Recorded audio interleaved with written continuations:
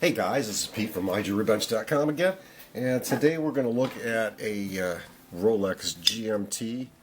This is black dial, black bezel with a two-tone band and case. I recently did a service on this watch. Customer's complaint is that it was running a little bit fast. We slowed it down. Now he says it's running a little bit on the slow side. So I'm going to attempt to time it with my timing machine. And I do have another timing machine, but this one is quick and easy.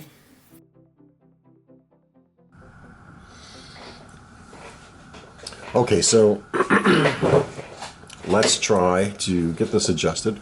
I think I briefly showed you. Let's just go through this here. So on this watch, on this GMT, we have a speed adjustment where we can basically manage the speed of the beat by moving this little piece here. You have to be very conscious of how you adjust this. First we loosen this screw up a little bit, and then we can move this one way or the other, and that'll make it faster or slower. You make it faster by shortening the length of the hairspring and slower by lengthening that length. The problem here is you have to be very, very, very careful because you can damage both the hairspring and or the balance if you're not very cautious. First we want to check and see what the beat rate is on this, and I'm going to wind this just a little bit more. We did a service on this watch. We did not change the mainspring. We refurbished it. I believe the customer didn't want a mainspring done on it, if I'm not mistaken. Let's just check to see exactly what I did.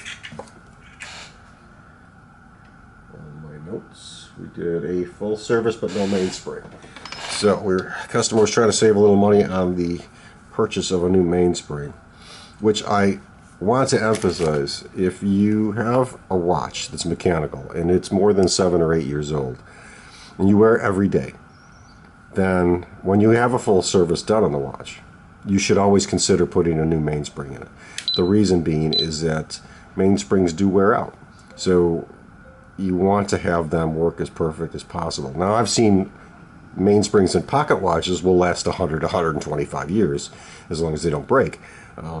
But those are heavier, thicker springs and they can control enough power. These are very fine springs and you have to be considerate of that.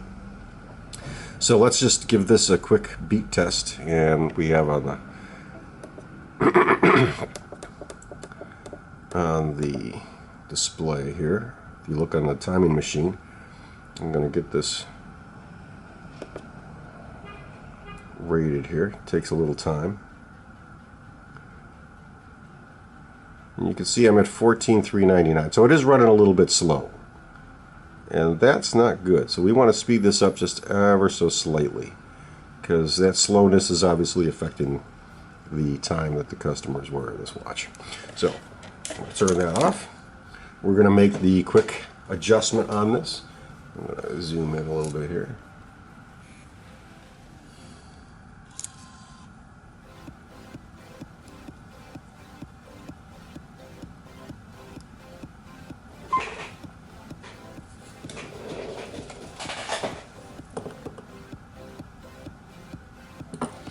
Okay, so let's take a look at the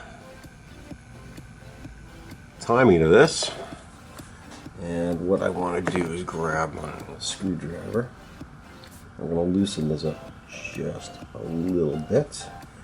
And like I said, we want to speed it up. So back to my timing machine.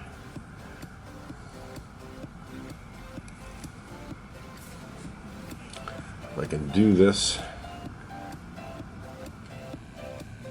Let's get the timing machine in here. Turn that on.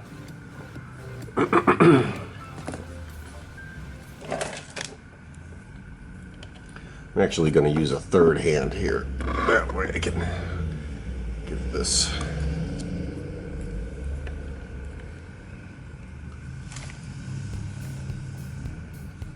here somehow so that I don't have to hold it.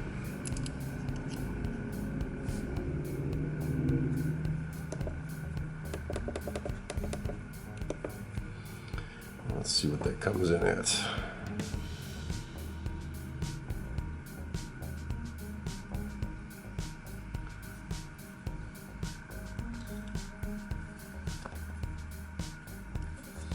Now I'm trying kind of do this in a way that I can work with the watch.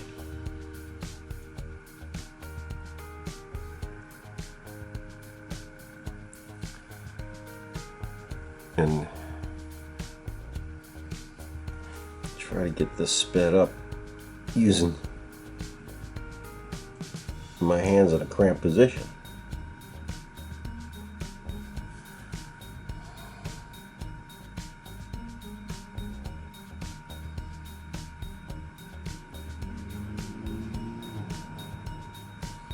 Getting a little better.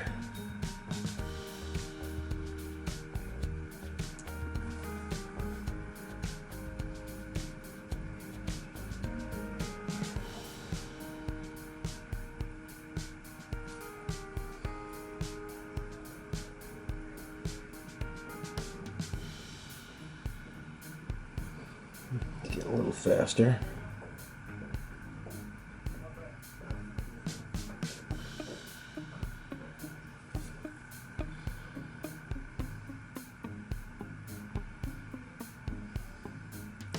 My optimal goal would be to get this to stay at around 14.4.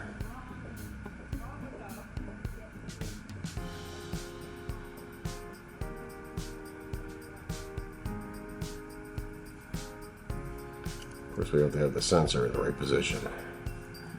That pickup sensor is important. So where you place that pickup sensor is going to be important on where, here's the click.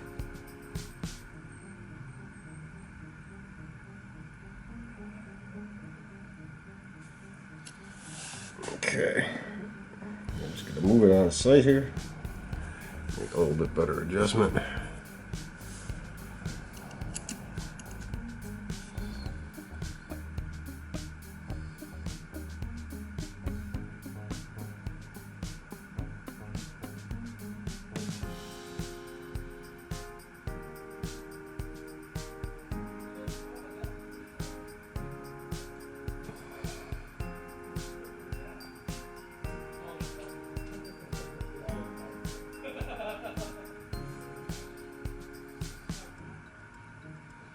We're getting a little bit better here. We're just going to keep making very small adjustments to this. And again, you don't want to slip, you want to just move that very slightly. Let's see if we made too much of a move here.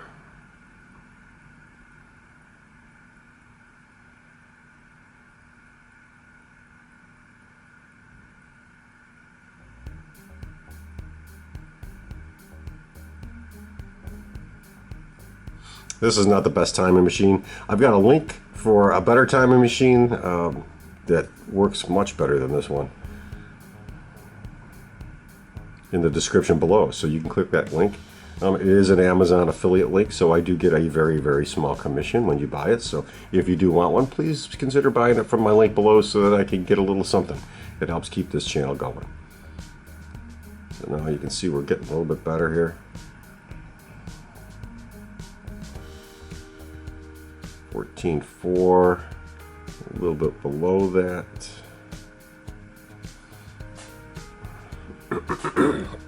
Just a little bit more.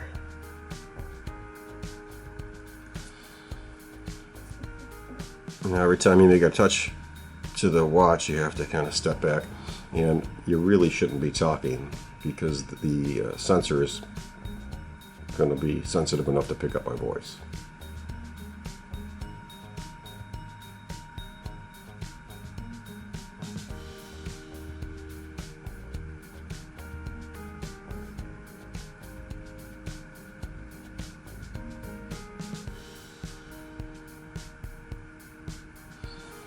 Okay, so I'm going to go back. I'm going to adjust this to 16. Let's see what we get here.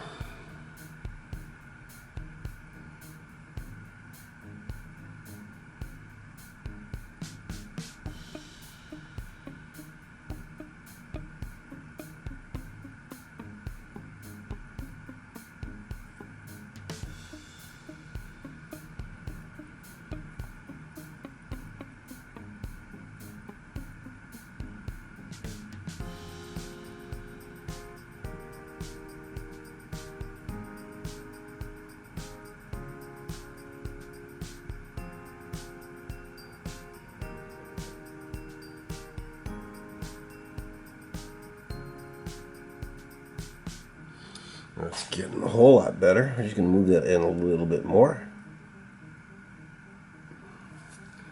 Give that a minute.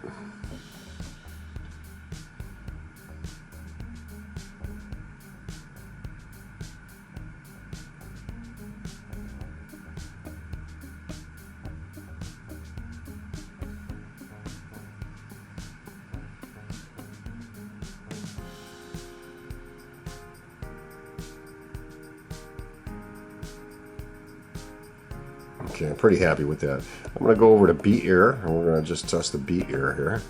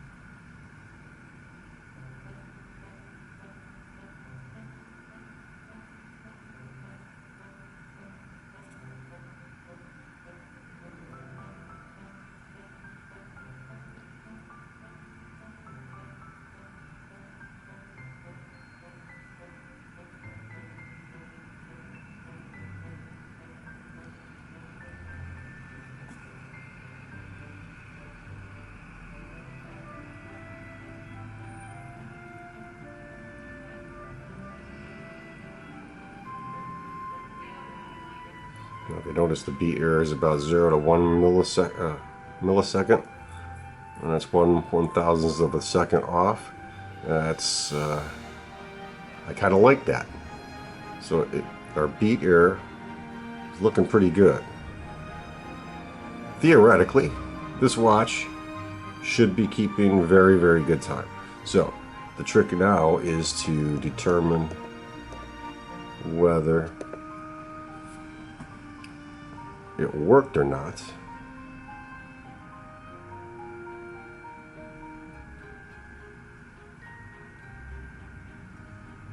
Yeah, it's pretty consistent. I'm kind of happy with that. At 14399.6, that's about as good as we're going to get with an older mainspring. So guys, that's pretty much how we do a timing on a watch like that. I'm going to move this timing machine out of the way. We're going to tighten up this little set screw here and make sure that it's locked into place. I'm going to throw the gasket back in.